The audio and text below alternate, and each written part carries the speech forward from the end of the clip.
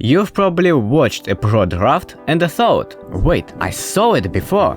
Maybe it's the same engaged support, the same safe blind pick, or another Rumble by Ari draft in first 3 picks. You feel like you can basically predict drafts at this point.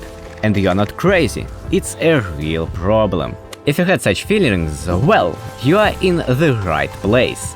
In this video, we will break down why pro play drafts feel stuck, reveal what should be prioritized instead, and show how understanding these patterns gives you a massive edge, even in soloq. Let's start from one of the small problems: supports. Despite how dominant they can be in lane and how valuable they are in teamfights, Enchanter supports are still criminally undervalued in pro play.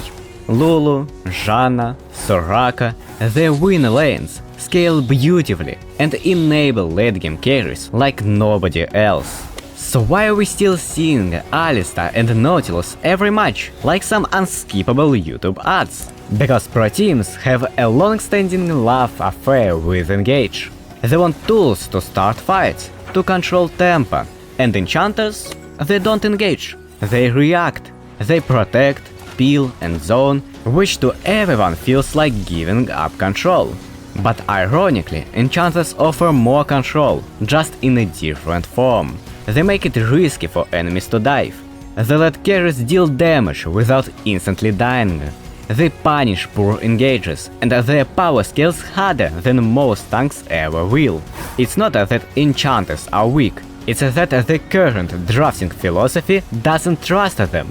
Enchanters lack engage tools, and in a meta where proactive play is prioritized, teams with leads refuse to give agency by waiting to react. Trying to force engages with enchanters is disastrous, like charging headfirst into a tsunami instead of preparing to it accordingly.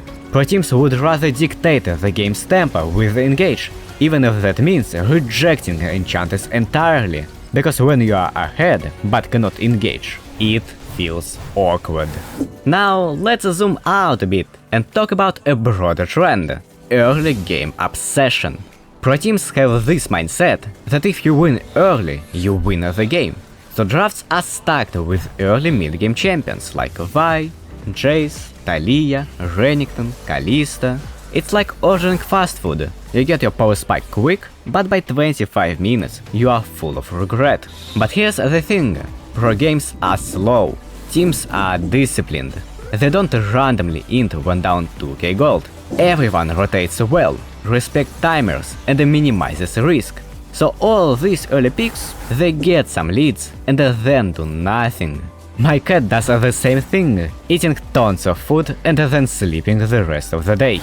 Anyway, that's where things get even worse. Because to support these early picks, teams start defaulting to so-called safe blind picks. You know, the usual suspects: Renekton, Orianna, Kalista, the classics of pro play. But if we are being honest, these picks are only safe because people let them be. They are predictable and extremely punishable if you are willing to prepare counters. Champions like Renekton and Kalista fall off quite hard, and their safety becomes a liability past 25 minutes. So what happens when teams default to these champions? They get locked into same old styles: engage heavy, die focused comps, with short range and a need to perma-force fights early on. That's not versatility, that's drafting on autopilot. And as some of you know, autopilot can be really dangerous. So if engage heavy drafts and early game champions are dominating pro play, surely teams have found ways to counter that, right? Well, kind of. What a lot of teams are doing right now is what I would call surface level adaptation. You see picks like Victor, Taliyah, Ari, basically usual pro play picks, are going Rod of Ages instead of full damage. It's not some spicy off meta tech, it's a bandage that's actually doing a pretty decent job covering a much bigger wound. So why is Rod of Ages working in this weird meta? First, it gives HP. That alone is huge. Durability patch made raw health more effective than ever. Rod of Ages makes squishy mages way tankier against the dive threats that dominate current comps. Second, it scales, and the pro games go long, like 30-40 minutes long. So anything that ramps up in value over time is immediately more efficient than burst champions that hit a wall in the mid-game. But here's the issue. This isn't fighting fire with water. This is fighting fire with slightly less fire. Instead of rethinking the comp from the beginning, they're trying to patch holes with the same meta foundations. And it kind of works just enough to feel some progress in countering this meta. So yeah, Rod of Ages isn't breaking the meta, but it's helping teams to survive without actually rewriting a game plan. Think of it as a safety float in shark-infested waters. It keeps you afloat, but doesn't really get you out of danger. But what if you didn't just want to float? What if you wanted to flip the script entirely? That's where you stop reacting and start rewriting. By drafting comps that don't just survive meta threats, they disarm them. Let's talk about poke and protect. One of the biggest traps in draft is trying to beat aggression with even more aggression. Team A locks in dive, so Team B picks even more dive. You mirror the playstyle, and suddenly it's not about composition, it's about execution. That's not smart drafting, that's a coin flip. So what's the better way? Fight fire with water. If the enemy is drafting heavy dive comp, you don't need to match it, you need to control it. That's where poke and protect compositions come in.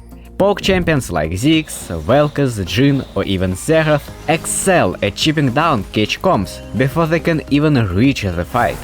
They force bad engages or delayed fights with enemy team being half HP, which automatically wins the fight for them. And if the enemy comp is more about AoE buttons and teamfights, that's where protect champions become critical. Lulu, Braum, Maokai, Swain, they create space, absorb damage, and they keep carries alive through the chaos. Here's the underrated part. These comps consistently win when they are actually drafted. The problem? They're almost never picked. Because in pro play, if your composition doesn't have hard engage, it's seen as incomplete. That perception needs to change. Because poke protect isn't passive, it's precise. And when done right, it looks completely unpunishable. Now, if poke and protect are the forgotten counters, there is still one more strategy that's almost entirely missing from modern drafts. And that's the art of winning the game without ever grouping. Split push. It used to be really good back in the days. Now, it's a lot harder. And not because it doesn't work, but because pro teams are terrified of losing control over objectives. They think, if we don't 5-man for Dragon or Atakan, we fall behind. That mindset makes split push dead in champ select. Champions like Fiora, Yorick, Tryndamere, Camille can break games open with side lane pressure. They create permanent map tension. They pull members away from objective, and if you don't respond, they end the game while you are trying to teamfight. But in pro play, even when they get picked, they are forced to group, which kind of defeats the point of split push. There's another issue, ADCs. If your split pusher is side laning, your bot laner needs to hold the waves and avoid getting clapped in mid by a 4-man squad. That's where champions like Ziggs, Sivir or Seraphine come in. They neutralize pressure, clear waves fast, and buy time for your split threat to do work. Sadly, they are not really popular in pro play. It's easier to default towards your usual options. Now, here's the real reason why split pusher won't be good in pro play, despite all of the above. It gets hard countered by the two most popular styles in pro play: attack and the catch compositions. Those same engage heavy short range teams we talked about earlier. They love playing into split push. They will either catch your side laner off guard or hard engage your small brave ADC who try to defend the mid lane. So yeah, it's not that split push is bad, it's just not fitting into current pro play drafts. But if poke protect compositions will get some attention, split push counter will be insane. At the highest level, pro play follows rules, but those rules weren't handed down by the game. They were made by players, who all came up playing the same way, in the same screen bubbles, with the same habits. And that's the point. These rules can be broken, not by throwing away fundamentals, but by understanding what actually works and being brave enough to challenge the majority. Because right now, teams try to fight fire with fire. That turns drafts into coin flips and the games into showcases of which team has better individual talent, not better strategy. But if you know how to draft against the meta, you can flip that script. And if you want to learn another hidden layer that impacts every single game, solo queue and especially pro play, then you will want to watch this next video right here. It's all about blue side versus red side, how draft order changes win conditions, and how map design itself favors different strategies depending on where you start. Check it out, and I will see you there. For now, like, subscribe and drop a comment if you enjoyed the video. Bye!